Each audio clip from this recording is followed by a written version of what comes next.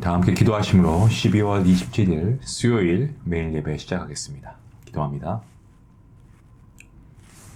우리의 기쁨이시고 소망 되신 주님, 오늘도 하나님께서 매일 예배를 통하여서 하나님께 나아갈 수 있는 귀한 은혜의 자리 허락하시니 감사합니다. 이 시간 성령 하나님의 임재하심 가운데 우리의 몸과 마음을 하나님이 기뻐하시는 거룩한 산 제물로 드리는 영적 예배가 되기를 원하오니 주님 기쁨으로 받아주시옵소서. 지난날 순간의 화를 참지 못해 지었던 모든 죄를 회개하며 나아갑니다. 그리스도의 제자로서 주님의 영광을 위해 살아가야 함에도 불구하고 우리가 쉼없이 죄를 짓고 살았음을 고백합니다.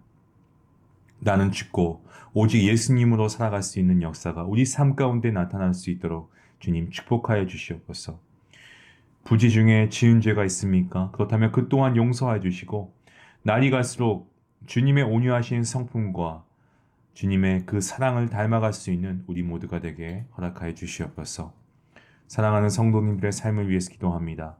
이 땅의 현실은 어렵고 힘들지라도 주님 예수와 동행하면 그 어디나 천국이 되는 줄로 믿사오니 매 순간순간마다 천국을 경험하게 허락하여 주시옵시고 땅의 것보다 하늘의 것을 사모하는 저희가 되게 하시고 이 땅에 살아가는 동안에 그 어떤 고난과 유혹에도 믿음으로 살아냈던 그러한 믿음의 선배들을 우리가 기억하며 우리의 인생 또한 그들과 같은 복된 삶이 될 수 있도록 하나님 우리의 삶을 인도하여 주시옵소서.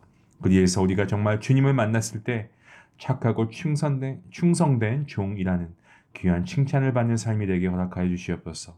하나님 사랑하는 우리 교회를 위해서 기도합니다. 주님의 은혜 가운데 성전 모든 공사가 잘 이루어지게 하시니 감사합니다.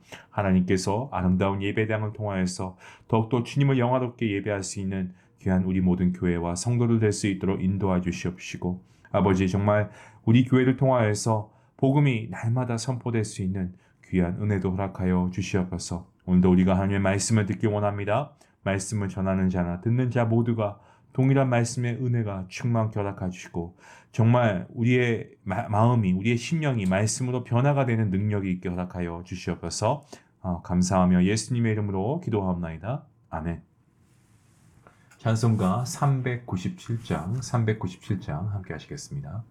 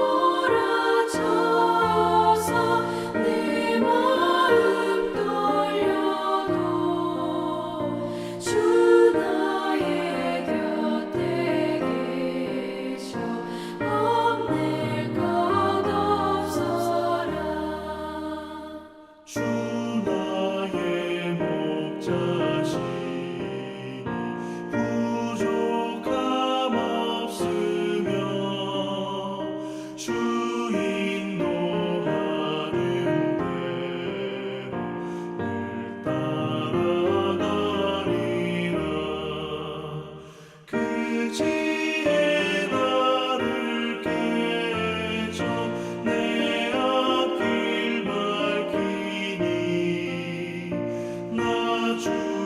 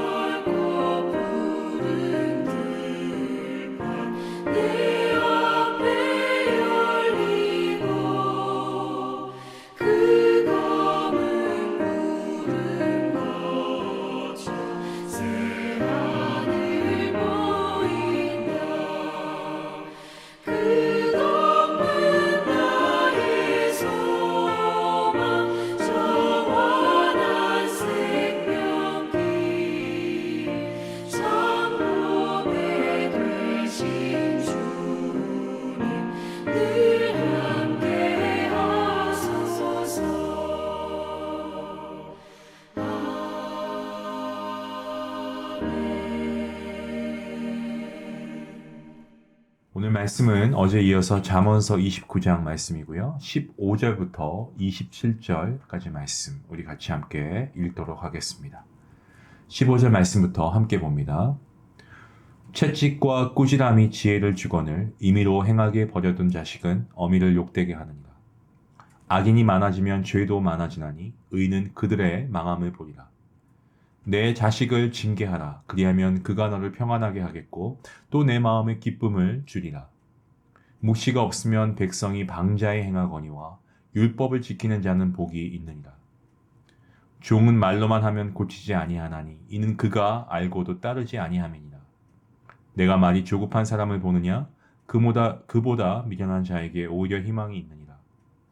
종을 어렸을 때부터 곱게 양육하면 그가 나중에는 자식인 채 하리라. 노하는 자는 다툼을 일으키고 성내는 자는 범죄함이 많으니라. 사람이 교만하면 낮아지게 되겠고 마음이 겸손하면 영예를 얻으리라. 도둑과 짝하는 자는 자기의 영혼을 미워하는 자라. 그는 저주를 들어도 진술하지 아니하느니라. 사람을 두려워하면 올무에 걸리게 되거니와 여호와를 의지하는 자는 안전하리라. 주권자에게 은혜를 구하는 자가 많으나 사람의 일의 작정은 여호와께로 말미암느니라. 불의한 자는 의인에게 미움을 받고 바르게 행하는 자는 악인에게 미움을 받느니라. 아멘. 우리가 어제부터 잠언서 29장 말씀을 우리가 묵상하고 있는데요. 오늘은 어제 본문을 함께 살펴보길 원합니다. 왜냐하면 사실 이 잠언 29장은 이 하나의 주제를 가지고 있습니다. 그것은 바로 하나님의 의지, 그죠? 하나님을 의지하는 자. 하나님을 의지하는 자에 대한 이 주제를 갖고 있기 때문에 우리가 어제 말씀까지 같이 어우러서 오늘 말씀을 나누길 원합니다. 잠언서 25장부터 29장까지의 본문은요, 이 남유다의 히스기야 왕 때 그동안 묻혀있던 솔로몬의 지혜들을 히스기야 왕의 신하들이 편집한 것입니다. 소위 이 솔로몬의 제2잠언이라고도 이야기하는데요. 그동안 어떠한 이유도 정리되지 않고 묻혀 있다가 이 솔로몬 사후에 약 200년이 지난 뒤에 히스기야 왕 시대에 이 잠언들이 빛을 드러나게 된 것입니다. 자, 그렇다면 히스기야 왕은 누구입니까? 첫째, 남유다의 왕 가운데 몇 안 되는 이 다윗의 모든 행위와 같이 여호와 보시기에 정직하게 행한 자가 바로 히스기야 왕이죠. 또 다음으로 이 선지자 이사야가 활동했던 당시의 왕이 이 히스기야 왕입니다. 그리고 마지막으로 우리가 잘 알고 있는 사실인데 병들어 죽을 운명이었지 않습니까?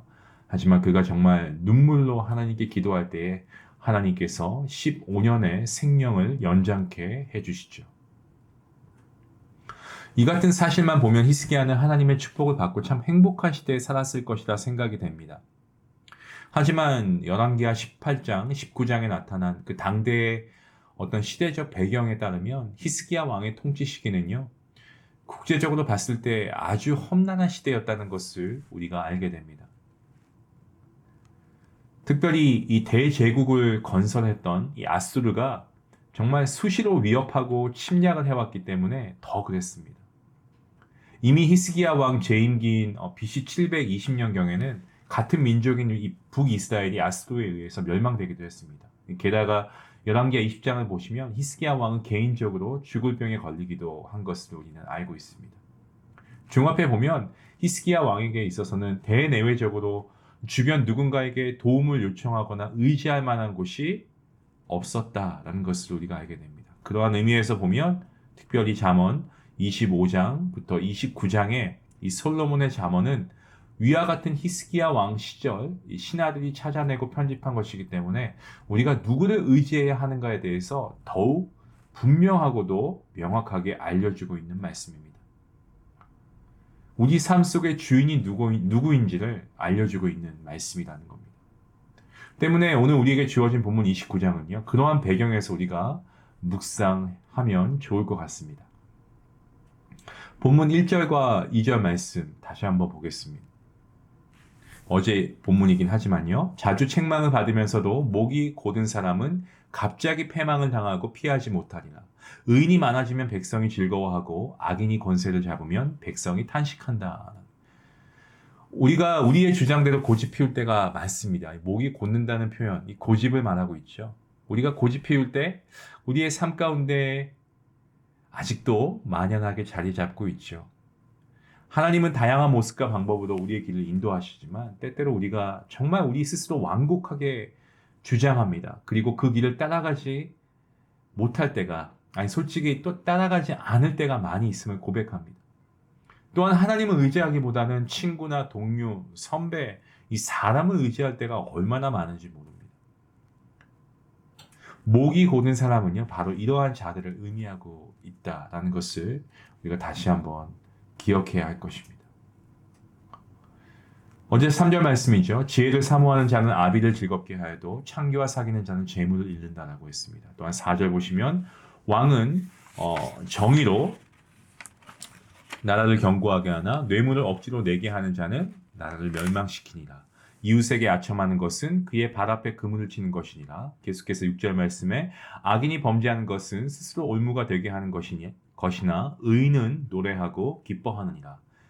7절 말씀입니다. 의인은 가난한 자의 사정을 알아주나 악인은 알아줄 지식이 없느니라 라고 말씀합니다.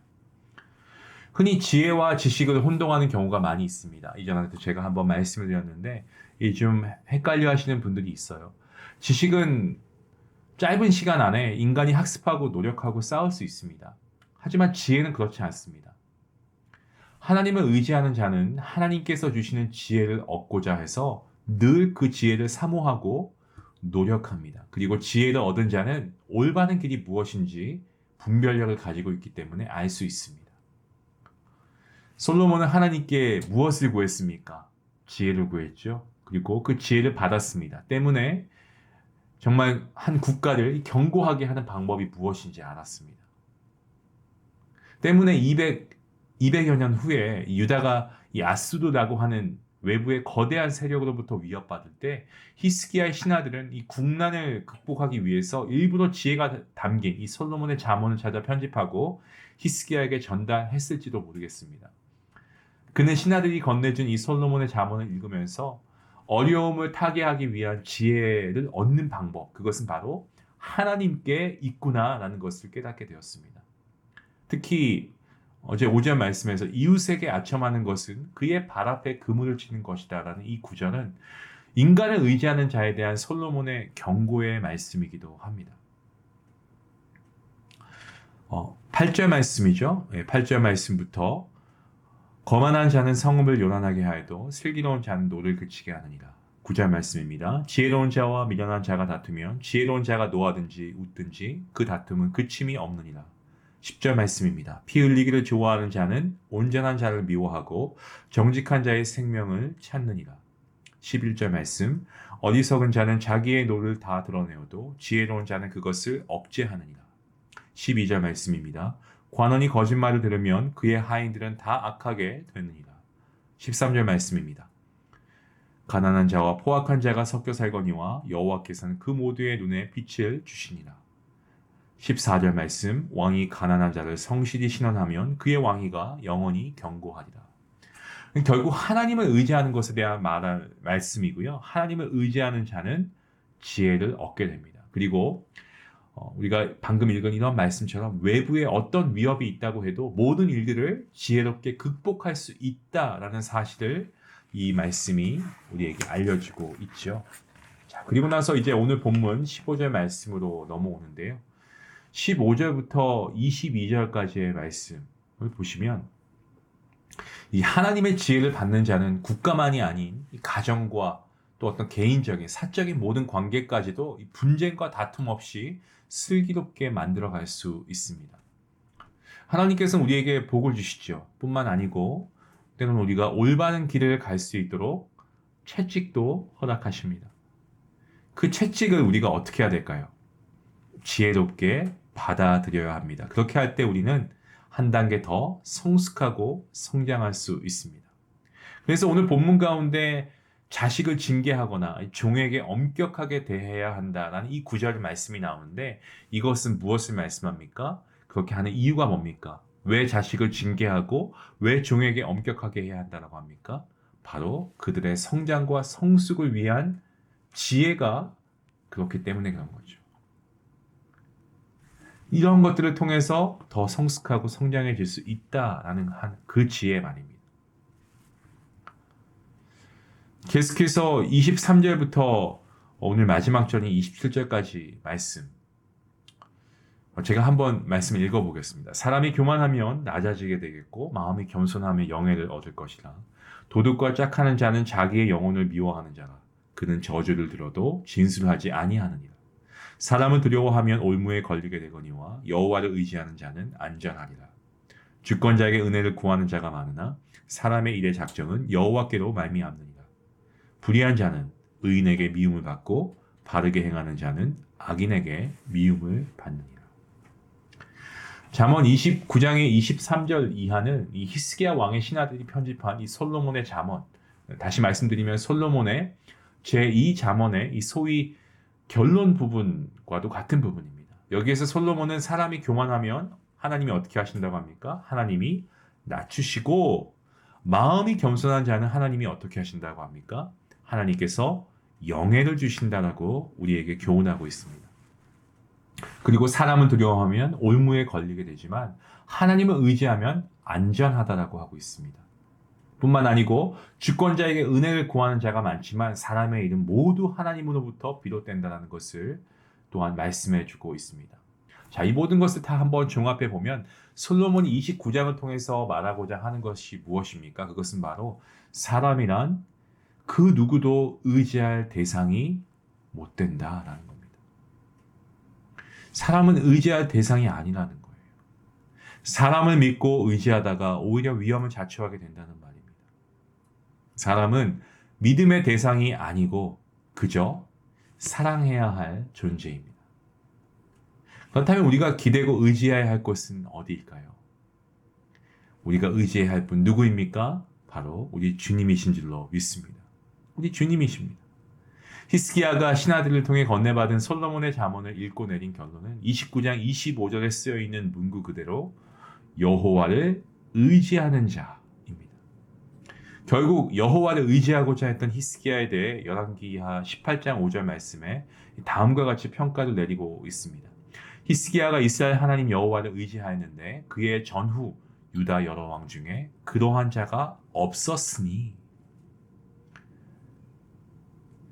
한편 새 번역 성경에는 이 개역 개정판하고는 좀 다르게 잠언 29장 위에 이 상식이라는 소제목이 달려 있습니다. 이것은 우리가 여호와를 의지하는 것이 신앙인으로 갖추어야 할 상식이라는 거죠.